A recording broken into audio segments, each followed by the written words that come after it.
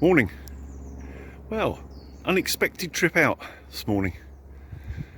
I had a phone call just under an hour ago from my good friend Mark. He's in these woods making a video today, and he just said, do you fancy dropping by for a socially distanced brew? I couldn't say no. Obviously we're going to be at a distance from each other for safety reasons, shall we say, but it's been a long time since I've actually had a chat with someone, and I know that probably sounds strange to some people. Do a lot of chatting online and so on, but it's not the same. Thinking back over the last few months, it's probably the best part of 3 months since I've actually sat and had a chat with a friend. Only people I've actually spoken to properly in the last 3 months is my Kate, obviously, when she comes home from work, and the lady at the local corner shop when I've popped up the road for stuff. That's it. And sometimes, ooh, a bit wet there, there's nothing quite like just catching up with friends. So though it may seem a simple thing, I'm actually quite excited. How sad is that? Right, I think I know where he is. I've just got to get to him. He lives on the edge of this woodland, but that's I think south side. I've parked on the north side because it's the easiest for me, the direction I'm coming from. So we've got to meet in the middle. Let's go and find him. Right, time to leave the main path and head up through that thick stuff. He's probably 5-10 minutes up through there somewhere.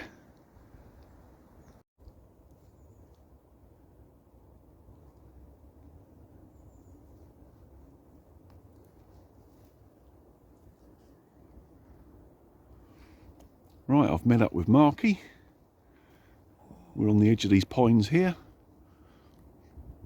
There's Mr. Mark over there. We've got kettle on, yep. Getting a brew.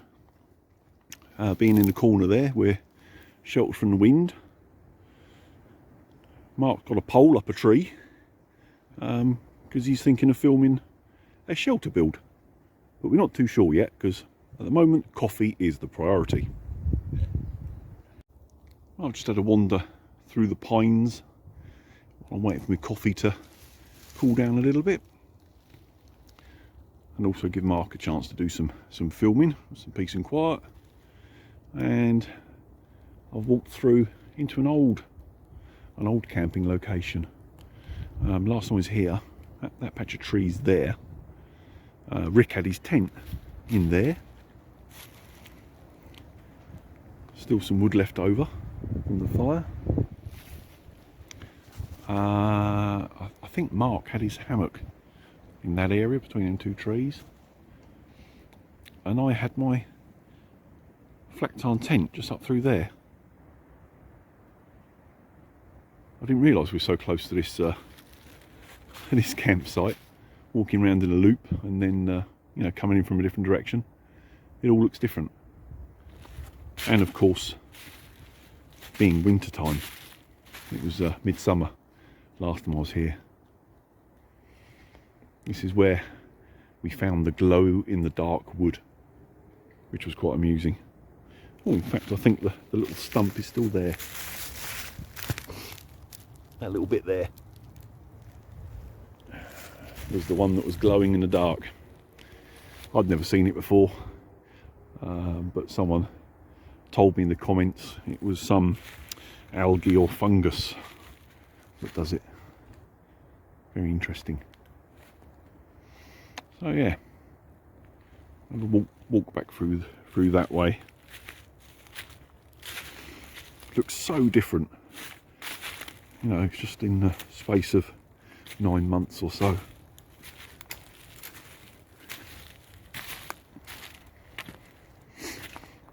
I have my tent here.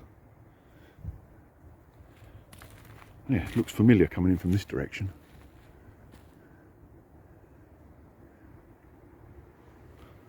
Where Mark's doing some filming at the moment. Can't quite see it from here. It's through where that patch of daylight is. The other side of the pines there.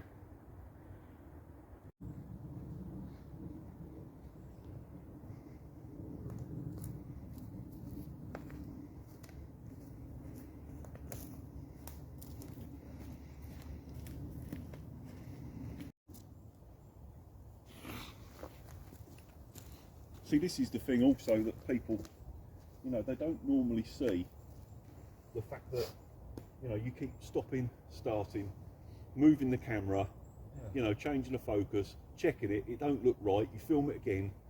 Yeah, they don't get that, do they? I mean, I don't know about you, but normally I would average, what, maybe an hour's filming for 10 minutes video tops. Yeah. By the time you've chopped it all about. Yeah. And spent the time. Yeah. Editing it and... Yeah. Right, quick shot putting this up.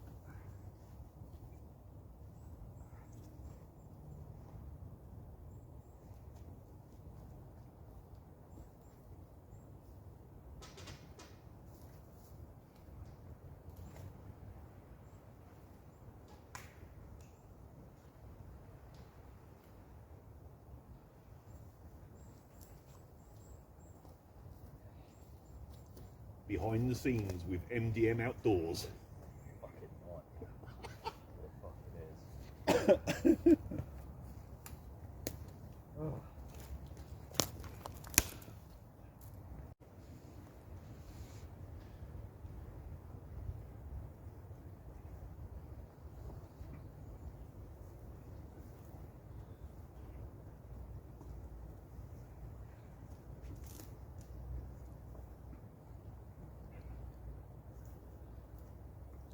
Or is it not focusing? Dark.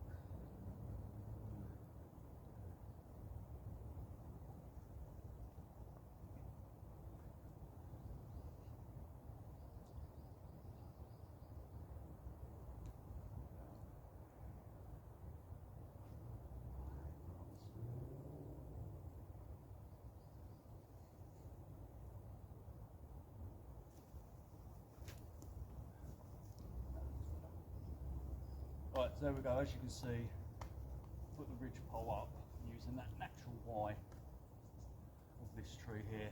That ain't going to go nowhere. It's nice and solid. Push down on that. It's one thing you want to test before you start putting extra weight on it. That's not going nowhere.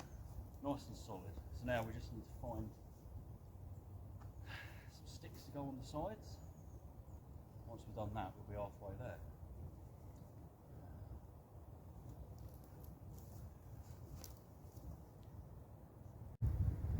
There's Marky, outside the valley, just filming his shelter build. He's going to be out here for a few hours, but I'm going to head off home because I've got a Sunday lunch to cook.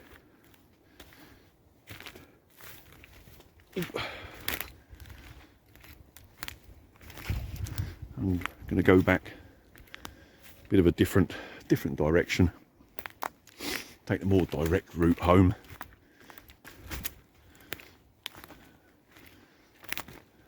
Up through here.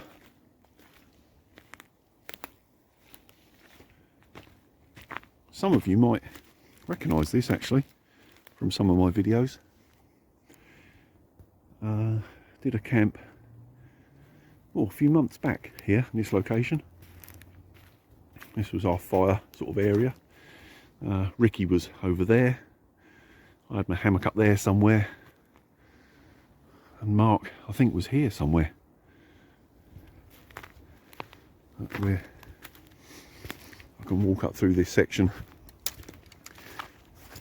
There's a track at the top and I can take that track back out to the woods, to the edge where I've left the car. As I'm sure you've just seen, a bit of random footage in the middle of my video of Mark setting up his filming of his shelter build. I thought it might be interesting for some people to see how much faffing about goes on just to record the simplest of things sometimes. It's hard work, YouTube, sometimes. But at least at the moment, when I haven't got any work, it does give me something to do. Right, back out onto the track, walking back. I was just saying to Mark, I don't know what other people's filming ratios are like, but I normally find if I'm out on a camp anyway, if I do about an hour's filming, I normally end up with, I don't know, between 6 and 10 minutes of actual video. There's so much faffing about and, you know, setting up bits, walking in and out of shot, going back, get your tripod and all that old rubbish that us YouTubers do. I think non-YouTube people, when they watch the videos, don't really understand how much effort and time it all bloody takes. I mean, the filming's bad enough, and then of course you've got to go home, sit down, edit it all, and hopefully make it look half decent, make sense. But yeah, I wonder if people realise that, people that don't do YouTube.